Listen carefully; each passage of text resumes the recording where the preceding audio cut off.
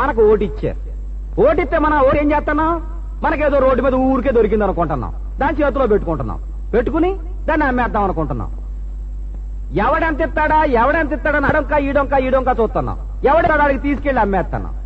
అదే ఒక ఆడపిల్ల మనకుంటే ఆ పిల్లకి పెళ్లి చేయాల్సి వస్తే 60 రకాలుగా ఆలోచిస్తున్నాం, 60 రకాల సంబంధాలు చూస్తున్నాం. ఎవడ మంచోడో చూసి ఆడికిచ్చి కట్టపెడతాం. ఎందుకని? ఆ పిల్ల బతుకు 100 ఏళ్ల పాటు చక్కగా ఉండాలని చెప్పి. కానీ ఈ ఓటు కూడా ఓ విలువ ఉందని, దానికి ఓ బతుకుందని, ఆ బతుకు 5 ఏళ్ళు ఉంటుందని, మన మంచోడిని చూసిస్తే మనం మంచిగా 5 ఏళ్ల పాటు ఉంటామని ఒక్కళ్ళైనా ఆలోచిస్తున్నారా? లేదు. లైన్లో నిలబడతా అరగంట సేపు, 1 నిమిషంలో తీసుకెళ్లి ఆ డబ్బాలో వేసేస్తున్నా, మా పని అయిపోయింది అనుకుంటున్నా, చేతులు దులిపేసుకుంటున్నా, వచ్చేస్తున్నాం. అది కాని పొరపాటున ఏ షెడ్డోడుకో పడింది అనుకోండి, 5 ఏళ్ల పాటు ఆ చెడు మన నెత్తి మీద ఉంటుందని, మన బతుకు మన భవిష్యత్తు నాశనం అయిపోతుందని మనలో ఏ ఒక్కడైనా ఆలోచిస్తున్నారా? లేదు. తప్పు జరిగిపోతే మాత్రం ప్రభుత్వం తప్పు చేసిందని ప్రభుత్వమే తిరగబడ్డ మాత్రం మనకు తెలుసు. ఇది ఒక్కడే తెలుసు. అసలు ఓటు మీరు అమ్ముతున్నారు, వాళ్ళు కొంటున్నారు. ఎలక్షన్ల ముందు వాళ్ళు లక్షలు ఖర్చు పెడుతున్నారు, ఎలక్షన్లు అయిన తర్వాత పదవిలోకి వచ్చిన తర్వాత కోట్లు సంపాదిస్తున్నారు. ఎందుకని? మీ మీద పెట్టిన పెట్టుబడి. ఆ పెట్టుబడి తిరిగి తీసుకోవాలి కదా. మరి అంటే వ్యాపారంగా మారింది. వ్యాపారంగా మార్చింది ఎవరో? వ్యాపారం చేసింది ఎవరో? మీరు అమ్మట్టారు, కొంటున్నారు.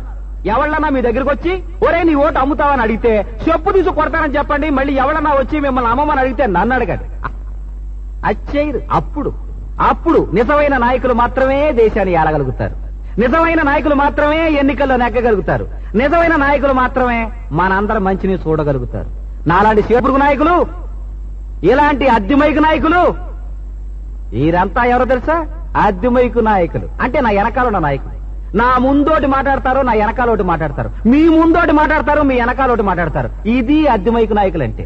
ఈ అందరికీ తెలుసు నేను ఎలాంటోను. కానీ ఇందాక మీ ముందేమన్నారు? నేను చాలా సత్యశీలుండి అన్నారు, నేను ధర్మరాజుని అన్నారు, నీటి పరువుని అన్నారు, లంచాలు తినలేదన్నారు. ఇవన్నీ నిజమేనా?